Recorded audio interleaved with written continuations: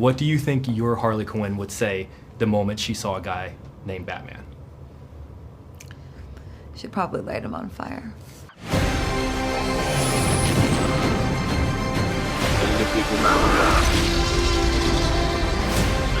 Where we're going, we don't need roads. Jake Hamilton, Good Day Chicago. Thank you for waiting. Of course. Gaga, so good to see you again. Hi, nice to see you too. There's a really great moment, obviously, in the first film with Joaquin when he's dancing up and down the steps. And a lot of people equate that to the moment and the place where you can say Arthur became Joker. Is there a moment and a place that you could point to where you could say, this is where Stephanie became like Lady Gaga? In my life. In your life? Yeah, and it was something really bad happened to me when I was a kid. And I think that like made me create a persona. And, you know, I just say that to answer your question really honestly. And that actually really informed my character, that, you know, Harley ultimately comes out of a broken place in Lee. And I think, you know, this movie is kind of the beginning of her in that way. Thank you for answering that. I appreciate that. Yeah. There's a really beautiful moment you have where you're taking the Joker makeup and you're putting it on Arthur, and you say, I want to see the real you. I've been lucky enough, you and I have done this a couple of times. I've also seen you perform live literally around the world. I was at Super Bowl 51. I was on the field at Wrigley in Chicago. I feel like because of that, I've had an experience to see different versions of yourself through your life. In what moment would you say that your fans or people, that we're seeing the real you in the same way that you said that to him? In my life? Mm-hmm. You know, it's all the real me. All of it. I definitely, like, have played with artifice. I love costumes. I think makeup can be a fascinating way to express yourself. I'm sure it's no secret why I was interested in making this movie. You know, having an alternate personality that protects you is so much of what Joker is about. And, you know, I would just say I'm all of it. And it's always the real me. And I actually think in this movie that, you know, Arthur and Joker, Lee and Harley, they're both all of it too. And that's part of the, like, tension in the film is, you know, watching that war at play. I love that, and that's why it's so good. I have a bit of a nerdy question for you. By nature of this story taking place in Gotham City, it stands to reason that one day Harley might see a guy dressed up as a bat. What do you think your Harley Quinn would say the moment she saw a guy named Batman? She'd probably light him on fire. Quite literally? I really want to see that moment. I'm being honest with you. To give me the wrap, I just want to end by saying that like I said, I've had the pleasure of talking with you and seeing you live, and I just want you to know how much your work means to me and how much you just as a person and what you stand for means to me. You're so kind. Thank you so much. I think you're the best. So seriously, thank you for taking the time. Thank you. I really appreciate you. Thank you. Mr. Gleason, this is a real honor. And for me, thank you. I want to talk about what an actor has to do to prepare to jump into a world or a universe that is already established. And I am curious as an actor, what is the difference for how do you prepared going into Gotham versus how you prepared going into Hogwarts? I don't prejudge the thing. I don't try to fit into it is basically what happens. People will tell you quick enough if you're kind of going outside the parameters. But I read the script and I try to explore what would have the character in that place at that time. So I don't try to shoehorn myself into a franchise. I kind of feel if I understand the world of the script anyway, okay, a little bit of research is no harm. I remember being asked to do something with a Harry Potter wand that would not have been possible. What was it? Well, I wanted them to get. I said, could you recreate? There's a spire in Dublin. It's kind of a monument, and it's like a big needle that goes right up the centre of the town. I said, could I have a wand in the exact proportions of the spire? And they said, the wands have to be, they're wooden. They have to be a certain thing.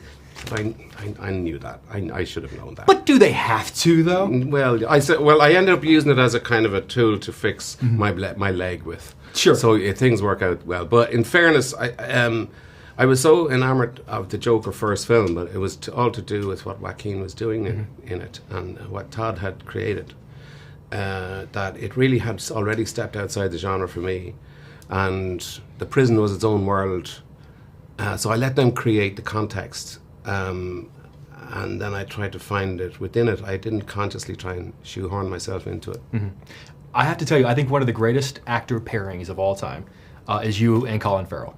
I would Thanks want very you much. to the end of the earth, if I'm being honest with you. I am sure, obviously, he is very much embedded in Gotham right now. He's doing I a know. great job. And I just watched Penguin last night. It's just it's amazing. fantastic. Yeah. How Yeah. much have you seen? Just I watched the first episode. Yeah. I've seen all 8, and I can tell you, it's phenomenal. Oh, he's Have you staggering, two yeah. spoken about the world of Gotham at all? Obviously, two different worlds, but both existing in the Just city. about the challenges of what he's doing particularly. And really, we weren't supposed to be talking about anything in terms of what was actually happening, especially with the Joker. They tell you, hey, keep this close to the chest. Well, it was obvious it needed to be. More than that, it was like they did, but it's more the idea that no, this has to be kept. You know, we don't even want to go beyond the footlights here, right? Until people are exposed to it. So. Not really. We didn't talk about the world. We talked about our challenges within it, maybe, but nothing like that. I have a nerdy question, if you don't mind. Yeah. By nature of this story taking place in Gotham City, at some point in Jackie's life, there is the opportunity that he is going to see a man dressed up as a bat. I am sort of curious, how do you think he would react if he ever laid eyes on a guy named Batman?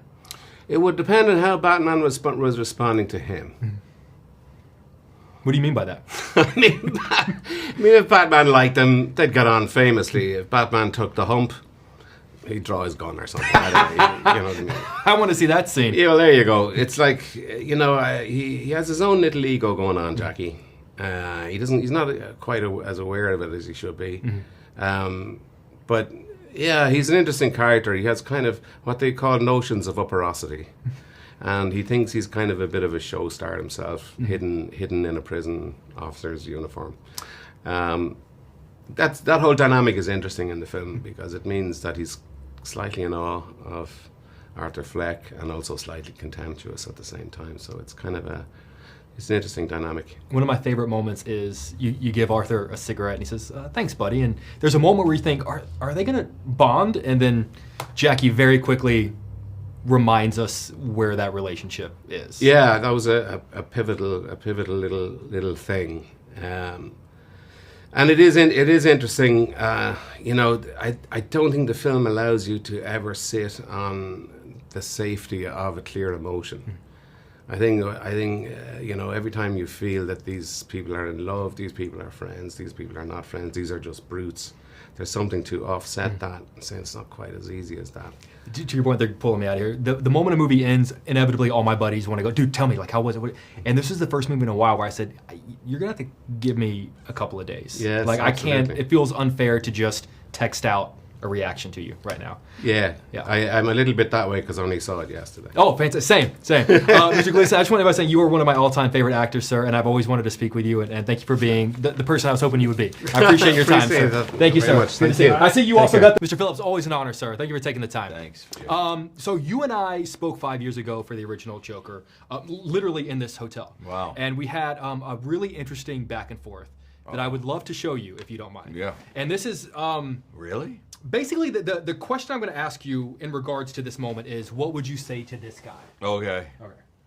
I love this movie so much, I almost don't want there to be a second one because I love how it ends. And it's just because, and then my mind just starts going, well, imagine where it's going to go from here. Right. In your head, do you know where his story goes from here?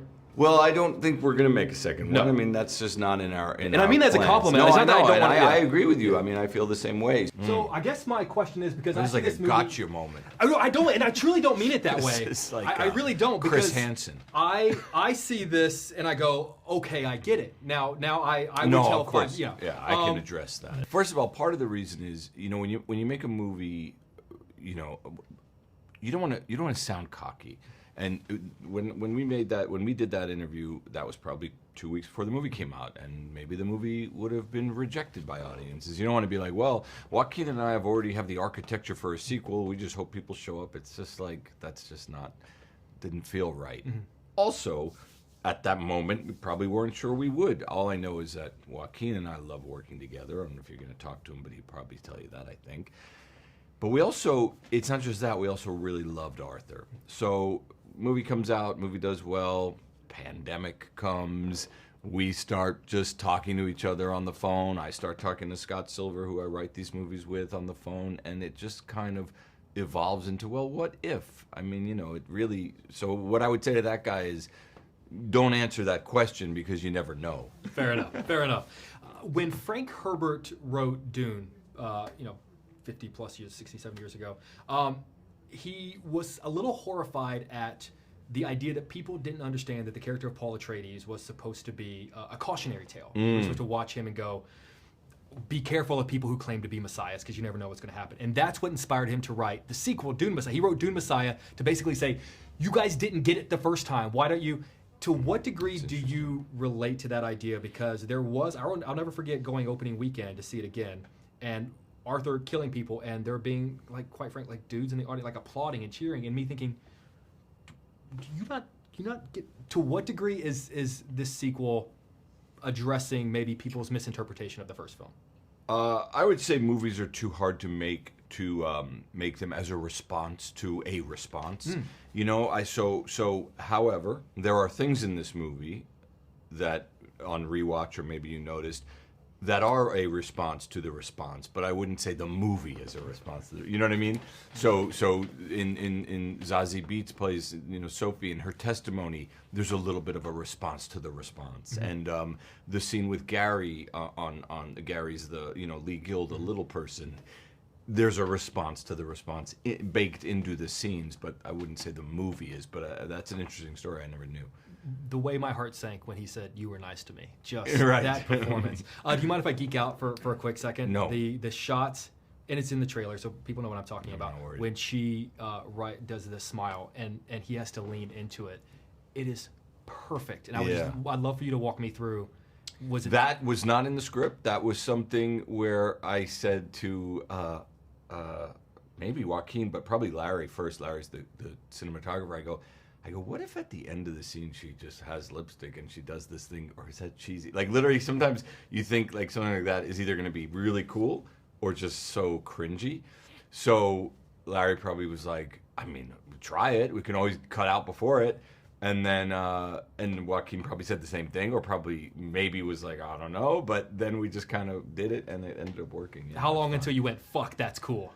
I think right away I started going, oh, this will work. This is actually a really cool thing. It's a really specific thing to line up and do. You know, like it took us a while to do it. So I was sweating going, oh, if this is cringy, then why am I spending an hour getting it right? You know what I mean? But worth it, dude. Yeah. Worth it. I hope you know, dude, how much your movies mean to me, man. Thank you. I was raised on your movies, and the fact that I get to talk to you about these now is a big deal. I truly didn't mean for that to be like a gotcha, because I'm not that. No, I know. I was okay, joking. Okay. All right, man. All right, I appreciate it, man. Thanks for being a good sport.